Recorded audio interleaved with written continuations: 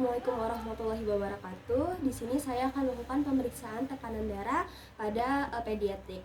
Sebelumnya di sini saya akan menyiapkan alat dan bahan yang akan digunakan. Di sini kita menggunakan stetoskop, lalu kita menggunakan sphygmomanometer. Nah, di sini sebelumnya kita akan melakukan persiapan. Kita akan menyesuaikan dari ukuran cup bladdernya itu apakah sesuai dengan ukuran anak.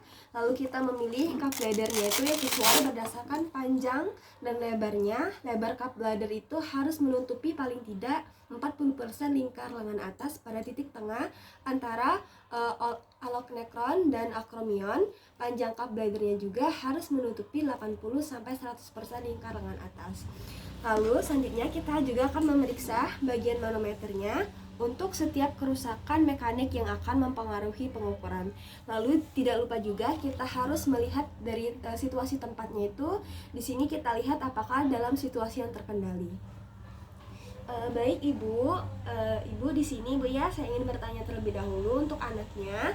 Sebelumnya apakah adiknya ini sebelum datang ke sini mengkonsumsi obat-obatan Bu? Tidak dok. Tidak Bu ya. Lalu apakah makan makanan tertentu Bu? Tidak dok. Tidak ada Bu ya. Selanjutnya juga untuk adiknya apakah sebelum ke sini sudah beristirahat terlebih dahulu Bu? Sudah dok. Sudah Bu ya, baiklah.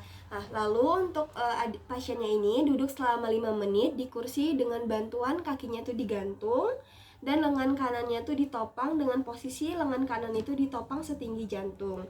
Nah, untuk pada anak yang lebih kecil, di sini untuk pengukurannya itu dilakukan dengan posisi berbaring dengan lurus ke badannya.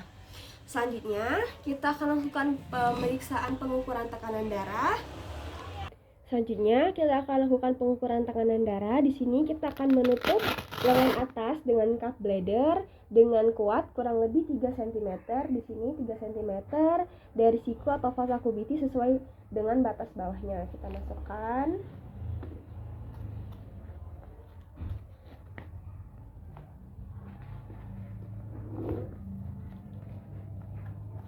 Setelah itu kita akan tentukan posisi arteri brachialis dengan cara meraba fossa kubiti kemudian meletakkan stetoskop di atasnya.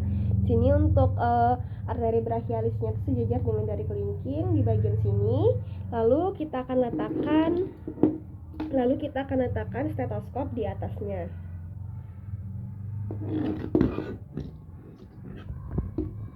Kita letakkan di sini. Kita letakkan juga manometer di atasnya juga.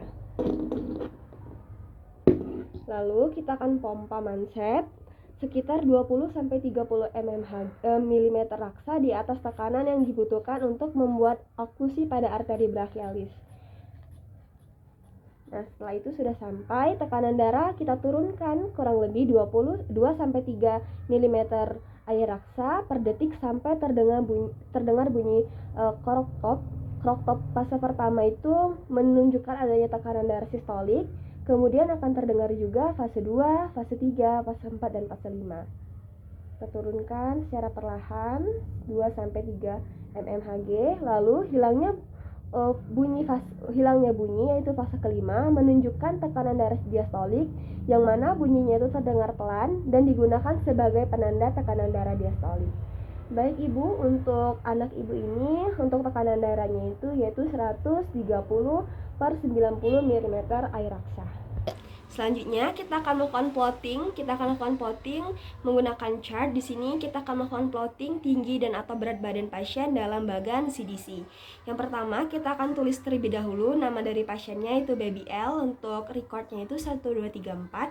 Di sini saya menggunakan chart yaitu untuk umur 2-20 tahun dan untuk jenis kelaminnya itu laki-laki. Nah, di sini kita akan lihat yang pertama dari tinggi badan dari anak-anaknya. Di sini untuk tinggi badannya itu adalah 130 cm di sini. Lalu untuk umurnya itu adalah 10 tahun di sini. Sehingga dibubuhkan dan didapatkan titik di sini yang mana menunjukkan angka 10 persentil.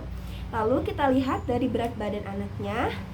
Kita lihat untuk anaknya ini didapatkan berat badan 26 kg di sini dengan umur 10 tahun sehingga kita bubuhkan titiknya itu di sini dan didapatkan juga bahwa persennya itu adalah 10 persentil. Nah, setelah itu kita akan lihat Untuk hasil persentilnya itu kita vote di grafik tekanan darah dan akan kita tentukan hasilnya. Di sini kita menggunakan tabelnya, kita lihat sesuai umur anak tersebut.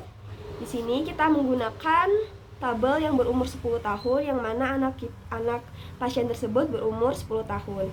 Di sini kita lihat dari tekanan sistolik dan diastoliknya.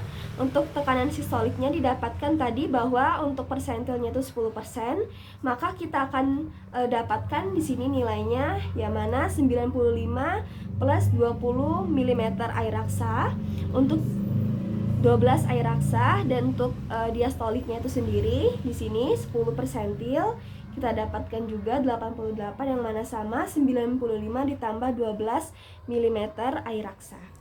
Setelah itu kita akan interpretasikan hasilnya pada tabel. Sini untuk tabelnya itu ada dua tabel, ada untuk anak dari range 1 sampai dengan kurang 13 tahun dan untuk lebih dari 13 tahun. Di sini kita akan menggunakan tabel yang ini dikarenakan anak tersebut masih berumur 10 tahun. Lalu kita lihat hasil yang kita temukan tadi, bahwa hasil yang kita temukan tadi adalah 95 persentil ditambah 12 mm air raksa atau 140 per 90 mm air raksa, yang mana pada pemeriksaan tadi didapatkan bahwa anaknya tersebut mengalami stage 2 atau hipertensi stage 2. Baik Ibu, terima kasih sebelumnya Bu ya. Dari hasil pemeriksaan anak Ibu tadi Bu, didapatkan bahwa anak Ibu itu memiliki tekanan darah yaitu 130 per 90, yang mana itu adalah hipertensi stage 2 Bu ya. Nah sebelumnya untuk anak Ibu bisa Ibu jaga pola makannya, aktivitasnya, dan bisa dikontrol Bu ya. Sebelumnya apakah ada yang ingin ditanyakan Bu? Tidak ada Dok. Tidak ada Bu ya, baiklah alhamdulillah Bu ya. Terima kasih Bu, hatur nuhun.